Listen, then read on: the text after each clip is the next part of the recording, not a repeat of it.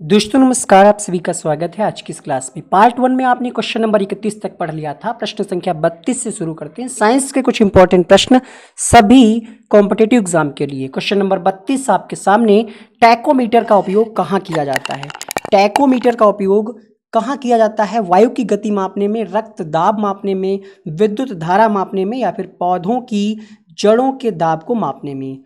तो टैकोमीटर का प्रयोग किया जाता है वायु की गति, ठीक है, जो वायु की गति है उसको मापने में हम टैकोमीटर का प्रयोग करते हैं। तो मोस्ट इंपॉर्टेंट प्रश्न होगा आपकी परीक्षा के लिए, और यहाँ पे आंसर दिया है बहुत सारे लोगों ने सही। बहुत बहुत स्वागत है आप सबका, बिल्कुल सही है, बिल्कुल सही। गुड मॉर्निंग जितने भी लोग लाइव जुड़ रहे हैं। तो टैकोमीटर से हम क्या करते हैं? वायु की गति को मापते हैं। अगला प्रश्न देखिएगा, क्वेश्चन नंबर 33 देखिएगा। हाँ, गुड मॉर्निंग सभी को। अगला प्रश्न देखिए, क्वेश्चन नंबर 33, हीमोग्लोबिन क्या होता है? प्रोटीन है एक प्रकार का, कार्बोहाइड्रेट है, वसा है, विटामिन है। अरे आप बाइक वगैरह नहीं चलाते हैं, बाइक या फोर व्हीलर, उसमें जो मीटर लगा होता है तो वो गति ही तो मापता है, वही टैकोमीटर, ठीक है। हाँ, दो प्रकार के होते हैं, यांत्रिक और वैद्युत, दो प्रकार के होते हैं। इस पर भी डिटेल पे हम नहीं जाएंगे। तो यहाँ पे 33वां प्रश्न आपके सामने, पार्ट 1 का लिंक हमने ऊपर आई बटन में दे दिया है, आप क्लिक करके उसको देख लीजिएगा। 33वां प्रश्न, तो हीमोग्लोबिन एक प्रकार का प्रोटीन है, आंसर होगा ऑप्शन नंबर ए। 34वां प्रश्न देखिए, सामान्यतः जीव अपने स्थान बदल सकते हैं, किंतु निम्न में से कौन सा जीव जो स्थान नहीं बदल सकता? हाइडू, लीची, तारामीन या फिर स्पंज? 34, स्पंज अपना स्थान नहीं बदल सकते, आंसर होगा ऑप्शन नंबर डी के साथ। हालांकि वीडियो बनाते समय पूरी सावधानी बरती जाती है, फिर भी अगर कहीं पे अगर आपको किसी प्रश्न में कोई डाउट लगता है तो आप हमें कमेंट करके बताएं, ताकि उसमें हम इम्प्रूवमेंट कर सकें, ठीक है। और अगर कोई गलती होती है तो जरूर उसमें सुधार किया जाएगा। पीनियल ग्रंथ कहाँ होती है? यकृत में, मस्तिष्क में, गुर्दे में, गर्भाशय में? 35, तो पीनियल ग्रंथ ये होती है आपकी मस्तिष्क में, ठीक है। आंसर होगा यहाँ पे ऑप्शन नंबर बी के साथ, ठीक है। अगला प्रश्न दिखाया जाए आपको, प्रश्न संख्या 36।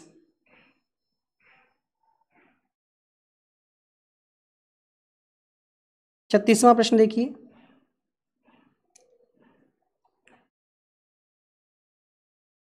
हाँ, अगर आपसे ये पूछ ले कि पीनियल किस प्रकार की ग्रंथि है, तो ये एक अंतःस्रावी ग्रंथि है, ठीक है, अंतःस्रावी ग्रंथि है। निम्न में से किसमें रक्त नहीं होता लेकिन वो शोषण करता है? क्वेश्चन नंबर 36, कंगारू, केचुआ, हाइड्रा, तिलचट्टा? 36वां प्रश्न आपके सामने, आंसर जाएगा ऑप्शन नंबर सी के साथ। सेक्सेंट का उपयोग किया जाता है किसमें? सेक्सेंट ऑप्शन आपने पढ़ लिया होगा, दो वस्तुओं की कोणीय दूरी मापने में, समुद्र की गहराई मापने में, पौधे की वृद्धि मापने में, वायुमंडल दाब मापने में? क्वेश्चन नंबर 37, आंसर होगा ऑप्शन नंबर ए, दो वस्तुओं के बीच की जो कोणीय दूरी है उसको मापने में हम इसका प्रयोग करते हैं। अगला प्रश्न देखिएगा, 38वां प्रश्न, एक गिलास पानी में कितने कैलोरी मिलती है? लगभग 0, 25, 15, 50? तो उठाइए गिलास, एक गिलास गटक जाइए तुरंत। यहाँ पे कोई कैलोरी नहीं मिलती पानी से, आंसर होगा ऑप्शन नंबर ए के साथ। अगला देखिए, जो मनुष्य यह नहीं समझ पाता कि कब उसे भोजन करना रोक देना चाहिए, मतलब वो किस विकार से संबंधित है? जिसको बहुत खाने की इच्छा लगती है, तो उसको मधुमेह तो नहीं होगा, अति अम्लता भी नहीं होगा, उसको हम बुलिमिया कहते हैं, आंसर होगा ऑप्शन नंबर ए के साथ। 40वां प्रश्न आपके सामने, सबसे बड़ा एक कोशिकीय जीव कौन सा है? सबसे बड़ा एक कोशिकीय जीव?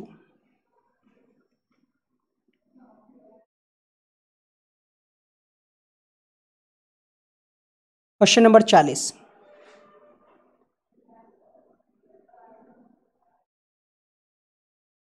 देखिए इस पे भी रिसर्च होती रहती है। अगर आप अभी सर्च करेंगे तो आपको दिखाएगा कि सबसे बड़ा एक कोशिका जीव है कॉलरपा टॉक्सीफाइला, बट यहाँ पे वो ऑप्शन ही नहीं दिया हुआ है। ठीक है, हम आपको बता दिए, यहाँ पे लिख भी देते हैं को लैरपा टाक्सी फाइला, ये है सबसे बड़ा जीव। ठीक है, तो ये ध्यान रखिएगा आप, ऑप्शन में नहीं है इसीलिए हमने आपको अलग से बता दिया। अगला प्रश्न देखिए, फिलहाल इसको लिख लीजिएगा कहीं पे। अभी तक आप अमीबा पढ़ते आए हैं क्या? लग रहा है अमीबा बहुत सारे लोग बता रहे हैं। हाँ, एसएससी में पूछा गया था तब अमीबा भी आंसर इसका दिया गया था, बट ये 2011 की बात है। अभी 2019 में जो अपडेट आया है वो ये हमने आपको बताया। अमीबा 2011 तक था और ये एसएससी में प्रश्न भी पूछा गया था। ठीक है, तो अमीबा आप लगा सकते थे, बट अभी अपडेट हुआ है, देखते हैं यहाँ पे किस हिसाब से आंसर दिया। तो यहाँ पे भी अभी अपडेटेड नहीं है। अल्कोहल, इसको आप खुद से भी चेक करते रहिए। ठीक है, जो हमने आपको डेटा बताया है वो 2019 के हिसाब से बताया है, जो हमने आपको नाम बताया है कॉलरपा टॉक्सीफाइला।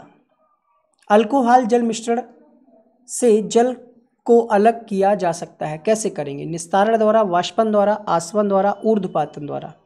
41वां प्रश्न आपके सामने।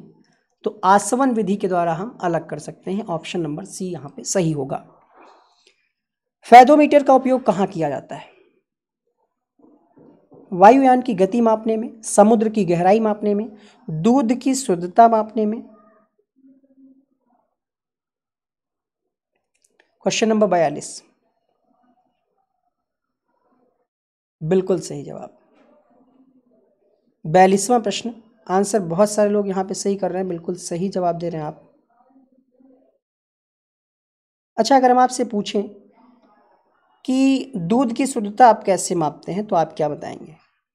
दूध की शुद्धता के लिए लैक्टोमीटर, कुछ लोग बता रहे हैं। तो 42वें का आंसर जाएगा समुद्र की गहराई मापने में इसका फेडोमीटर का प्रयोग किया जाता है।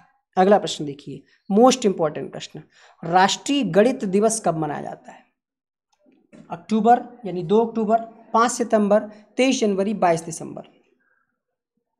राष्ट्रीय गणित दिवस और किसके जन्मदिवस के अवसर पर यह मनाया जाता है? आंसर तो यहाँ पे आप लोग बता रहे हैं 22 दिसंबर, श्रीनिवास रामानुजम।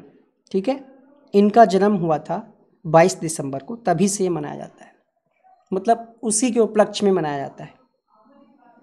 ठीक है, अगला प्रश्न देखिए,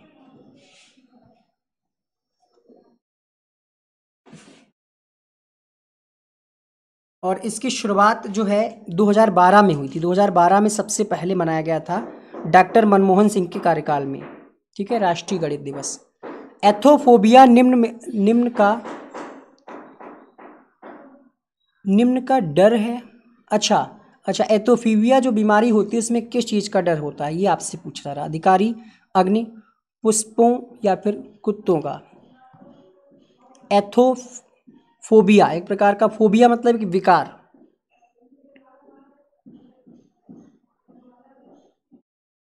बताइए, एथोफोबिया किसका डर है?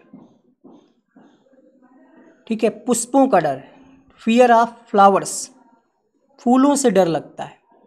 44 का आंसर मिलेगा आपको ऑप्शन नंबर सी, फूलों का डर। ये अगला प्रश्न देखिएगा, रासायनिक रूप से मिल्क ऑफ मैग्नीशिया क्या होता है? Question number 45। Milk of magnesia क्या होता है? Question number 45। Magnesium carbonate, sodium bicarbonate, calcium hydroxide या फिर मैग्नीशियम हाइड्रोक्साइड। क्वेश्चन नंबर 45, तो यहां पे आंसर जाएगा ऑप्शन नंबर डी के साथ। 46वां प्रश्न देखें, हृदय का पहला प्रतिस्थापन किसके द्वारा किया गया? Doctor William Harvey, Hopkins, Louis Pasteur, Christian Barnard. 46 के लिए आंसर करिएगा, हृदय का पहला प्रतिस्थापन किसके द्वारा किया गया?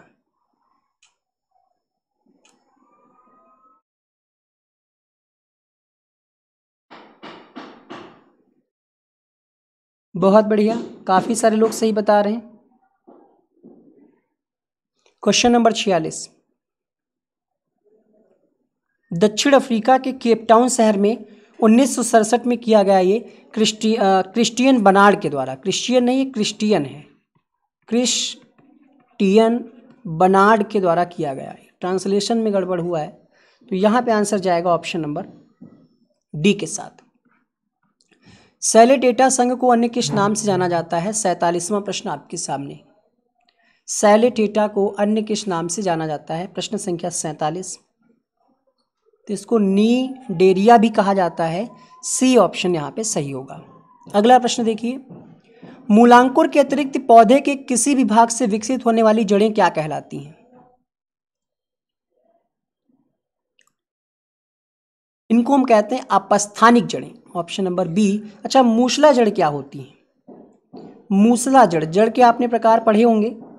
मूसला जड़ आपके ऑप्शन में भी है, यहाँ पे पता होना चाहिए ना आपको। बताइए, कोई बता सकता है?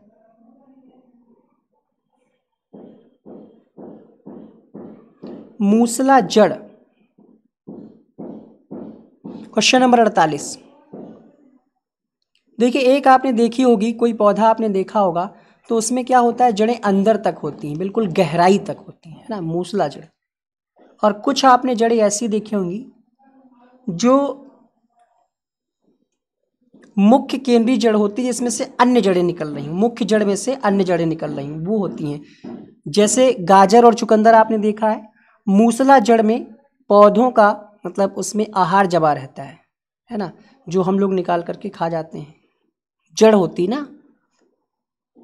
गाजर और ये सारी चीज़ें क्या है, जड़ होती। गाजर हो गया, मूली हो गया, तो ये सारी चीज़ें। मूसला जड़ की खास बात ये है कि मूसला जड़ें जो हैं गुच्छों के रूप में नहीं होती हैं, जबकि झकड़ा जड़ें जो होती हैं वो गुच्छों के रूप में होती हैं। ठीक है, अगला देखिए, स्टेथोस्कोप का उपयोग कहाँ किया जाता है? रक्त दाब मापने में, हृदय और फेफड़ों की गति सुनने में। Question number 49। डॉक्टर लगाते हैं ना हृदय और फेफड़ों की गति सुनने में। आंसर होगा ऑप्शन नंबर बी। द्रव चालित ब्रेक किसके नियम पर कार्य करता है? द्रव चालित ब्रेक पास्कल के नियम पर कार्य करता है। आंसर होगा ऑप्शन नंबर डी। अगला प्रश्न देखिएगा, question number 51।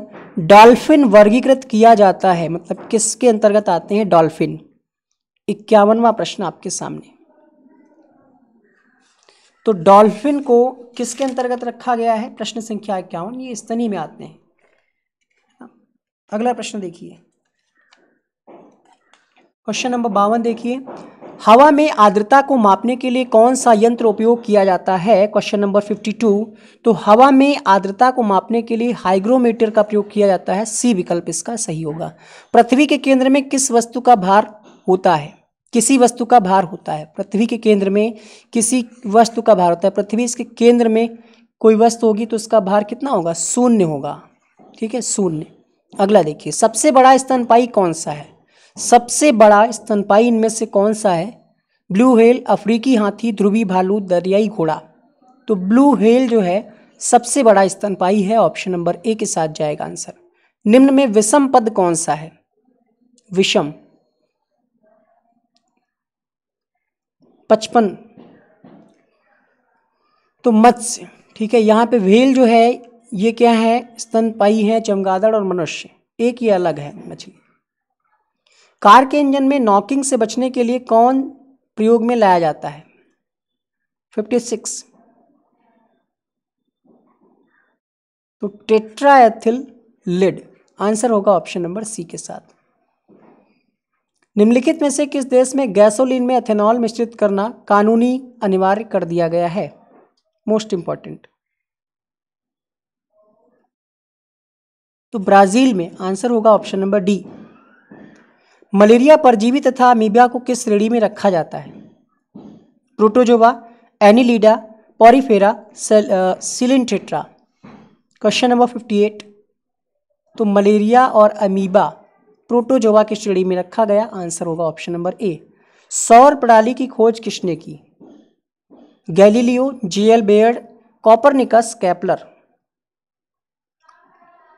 Question number 59। Answer जाएगा कोपरनिकस के साथ।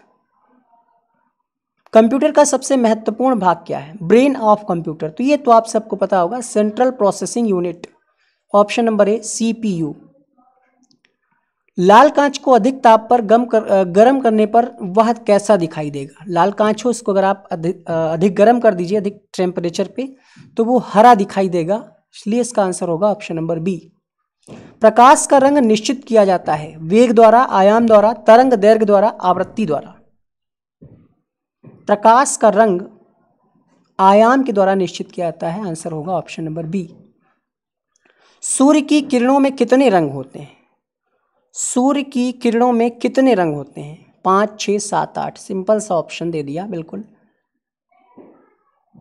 सूर्य की किरणों में कितने रंग होते हैं। Question number 63। 7 रंग होते हैं, ठीक है। कितने, तो 7 रंग होते हैं, ऑप्शन सी होगा, ठीक है। ये पूछा गया प्रश्न है। बैंगनी, जामुनी, नीला, हरा, पीला, नारंगी और लाल। बैंगनी यहाँ, पीला, लाल। अगला देखिएगा।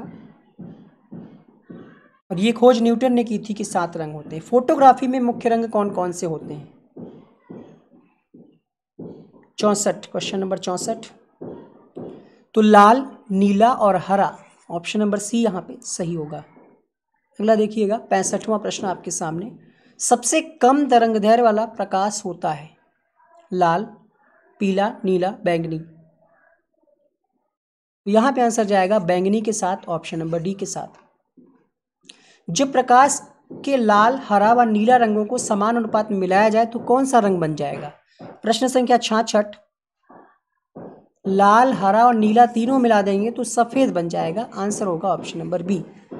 तो 66 प्रश्न आपने पढ़ लिए हैं। इसके आगे के क्वेश्चंस को आपको अगली क्लास में हम कराएंगे। यहाँ पे एक वीडियो और आ रहा होगा, देखिए। आ रहा नहीं आ रहा, आ रहा है ना, तो इसको आप क्लिक करिए और देखिए, सब्सक्राइब कर दीजिए चैनल को भी, यहाँ पे लोगो बन करके आ रहा है।